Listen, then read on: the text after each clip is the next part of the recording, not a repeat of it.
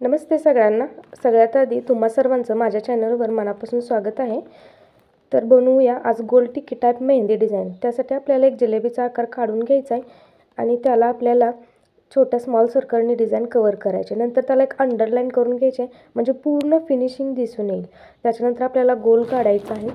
तर गोल काढताना गॅप सोडून अजून एक गोल काढायचा आहे. तर गोल काढताना कधीही डार्क अंडरलाईन करायची नाही, फेंट असे अंडरलाईन करून घ्यायची, जेणेकरून जर आपला गोल चुकला तरी आपल्याला ॲडजस्ट करता येईल. डार्क अंडरलाईन केल्याने गोल व्यवस्थित येत नाही आणि चुकतो. तर अगोदर आपल्याला फेंट डिझाईन काढून घ्यायचं, नंतर त्याच्यावरती आपल्याला डार्क अंडरलाईन करायची. आणि जर दोन गोलाच्या मध्ये आपल्याला डिझाईन कवर करायची असेल तर फेंट अंडरलाईन करून घ्यायची, डिझाईन कवर करायची आणि नंतर त्याला आपल्याला डार्क अंडरलाईन करायची, म्हणजे आतील आणि बाहेरील दोन्ही डिझाईन उठावदार आणि फिनिशिंग सोबत दिसतात.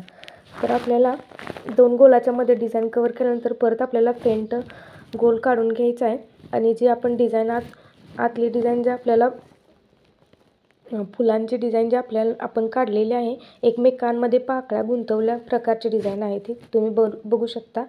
तर ती आपल्याला डार्क करून घ्यायची आहे व्हिडिओमध्ये दाखवल्याप्रमाणे. आणि बाहेर जो गोल काढलेला आहे तो फेंट पद्धतीचा गोल काढलेला आहे, तर त्याला आपल्याला स्मॉल सर्कलने डिझाईन कवर करून घ्यायचे.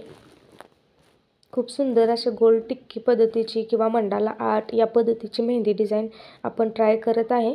खूप सुंदर दिसते बघा तळ हातावरती. आता ह्या स्मॉल सर्कलला सुद्धा आपल्याला अंडरलाईन्स करून घ्यायचे आहेत, म्हणजे प्रॉपर फिनिशिंग येऊन जाते.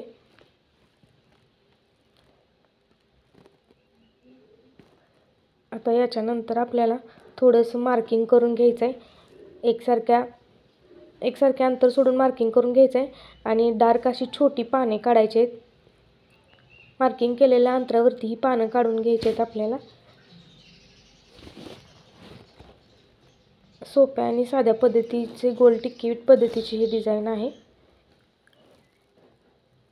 माझ्या चॅनलवर मेहंदी डिझाईनसोबतच बेसिक अशा मेहंदीची बेसिक पद्धतीची माहिती मी सांगत असते. साध्या सोप्या मराठी भाषेमध्ये मी हे अपलोड करत असते. तर चॅनलवर नवीन असाल तर नक्की सबस्क्राईब करा.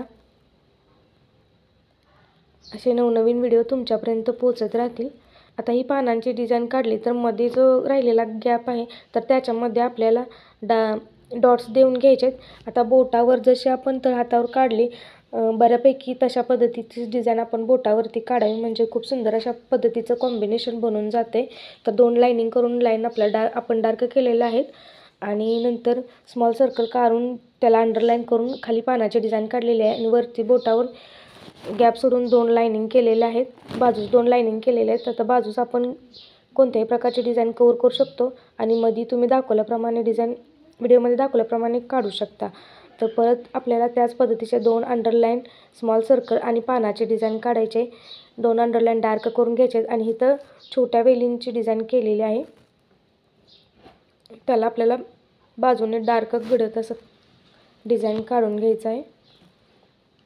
तसंच तिसऱ्या बोटावरती सुद्धा आपल्याला दोन लाईनिंग डार्क करून स्मॉल सर्कल करायचं आहे. स्मॉल सर्कलला डिझाईन कवर करून घ्यायचे, पानांची डिझाईन काढायचे आणि इथं बघा अगदी सोप्या पद्धतीचं डॉट प्रकारचे डिझाईन काढलेले आहे आणि बाजूस आपल्याला एकसारखे लाईन्स देऊन घ्यायचे आहेत.